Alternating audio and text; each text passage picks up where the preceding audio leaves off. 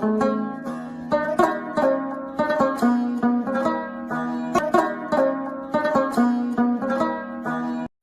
Muslim ವ್ಯಕ್ತಿ ತನ್ನ ನಿರ್ದಿಷ್ಟ ಸಂಪತ್ತಿನ 2.5% ಹಣವನ್ನು ಅರ್ಹರಾದ ಬಡ ನಿರ್ಗತಿಕರಿಗೆ ಕಡ್ಡಾಯವಾಗಿ ನೀಡಲೇಬೇಕಾದಂತಹ ದಾನವಾಗಿದೆ, ಕಡ್ಡಾಯ ದಾನವಾಗಿದೆ ಝಕಾತ್ ಎಂಬುದು.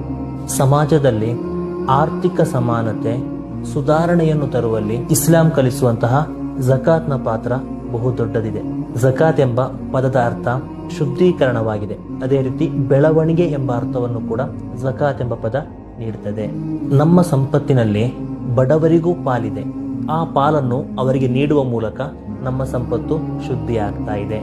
ಅದೇ ರೀತಿ ನೀಡುವುದರೊಂದಿಗೆ ನಮ್ಮ ಸಂಪತ್ತಿನಲ್ಲಿ ಬೆಳವಣಿಗೆ ಕೂಡ ಆಗ್ತದೆ ಎಂಬಂತಹ ಆಶಯವನ್ನು ಈ ಝಕಾತ್ ಎಂಬ ಪದ ನೀಡ್ತಾ ಇದೆ. ಝಕಾತ್ ಎಂಬುದು ಕೇವಲ ಒಂದು ದಾನ ಮಾತ್ರ ಅಲ್ಲ, ಅದು ಬಡವರ ಹಕ್ಕಾಗಿದೆ. ಅದನ್ನು ಒಬ್ಬ ವ್ಯಕ್ತಿ ತಡೆ ಹಿಡಿದರೆ ಅದು ಅಲ್ಲಾಹನ ಆಜ್ಞೆಯನ್ನು ಉಲ್ಲಂಘಿಸುವುದಾಗಿದೆ. ಇದರಿಂದ ಆ ವ್ಯಕ್ತಿಯ ಸಂಪತ್ತಿನಲ್ಲಿರುವಂತಹ ಬರಕತ್ ನಷ್ಟ ಹೊಂದುತ್ತದೆ ಎಂದು ಮಾತ್ರ ಅಲ್ಲ, ಅಲ್ಲಾಹನ ಭಾಗದಿಂದ ಕಠಿಣವಾದಂತಹ ಶಿಕ್ಷೆಗೂ ಕೂಡ ಆ ವ್ಯಕ್ತಿ ಗುರಿಯಾಗ್ತಾನೆ. ಝಕಾತನ್ನು ತಡೆ ಹಿಡಿಯುವಂತಹ ವ್ಯಕ್ತಿಗೆ ಲಭಿಸುವಂತಹ ಶಿಕ್ಷೆಗಳು ಏನು ಅಂತ ಹೇಳ್ತೇನೆ. ಅಬೂ ಹುರೈರಾ ರಲಿಯಲ್ಲಾಹು ಅನ್ಹು ಅವರು ವರದಿ ಮಾಡುವಂತಹ ಹದೀಸ್ನಲ್ಲಿ ಕಾಣುತ್ತದೆ. ಸ್ವಹೀಹುಲ್ ಬುಖಾರಿಯಲ್ಲಿ ರಿಪೋರ್ಟ್ ಆದಂತಹ ಹದೀಸ್ ಕೂಡ ಆಗಿದೆ. ಅಂತ್ಯ ದಿನದಲ್ಲಿ, ಕಿಯಾಮತ್ ದಿನದಲ್ಲಿ ಈ ಝಕಾತ್ ಕೊಡದೆ ಕೂಡಿಟ್ಟಂತಹ ಸಂಪತ್ತಿದೆಯಲ್ಲ, ಈ ಎಲ್ಲಾ ಸಂಪತ್ತುಗಳು ಒಂದು ವಿಷಕಾರಿ ಹಾವಿನ ರೂಪವಾಗಿ ಮಾರ್ಪಟ್ಟು ಆತನ ಕತ್ತಿಗೆ ಸುತ್ತಿಕೊಳ್ಳುತ್ತದೆ ಅಂತೆ. ಆ ಹಾವು ಅವನ ಕೆನ್ನೆಗೆ ಕಚ್ಚುತ್ತಾ ಹೇಳುತ್ತದಂತೆ, ನಾನು ನಿನ್ನ ಕೂಡಿಟ್ಟಂತಹ ಸಂಪತ್ತಾಗಿದೆ, ನಾನೇ ನಿನ್ನ ಖಜಾನೆಯಾಗಿದೆ ಅಂತ ಆ ವಿಷಕಾರಿ ಹಾವು ನಮ್ಮೊಂದಿಗೆ ಹೇಳುತ್ತದೆ ಅಂತೆ.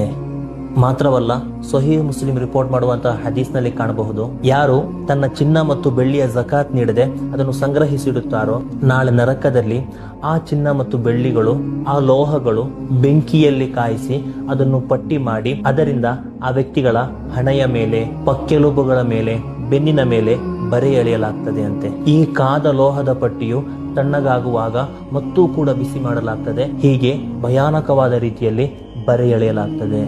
ಈ ಕಾಯಿಸಿ ಬರೆ ಹಾಕುವಂತಹ ಪ್ರಕ್ರಿಯೆ ಮುಂದುವರಿತಾ ಹೋಗ್ತದೆ ಅಂತ. ಆದ್ದರಿಂದ ನಮ್ಮ ಸಂಪತ್ತಿನಲ್ಲಿರುವಂತಹ ಬಡವರ ಪಾಲು ಅವರಿಗೆ ತಲುಪಲಿ, ಅರ್ಹರಿಗೆ ತಲುಪಲಿ.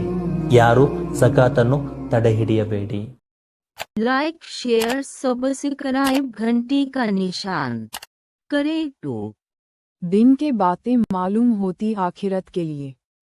देखने के लिए शुक्रिया।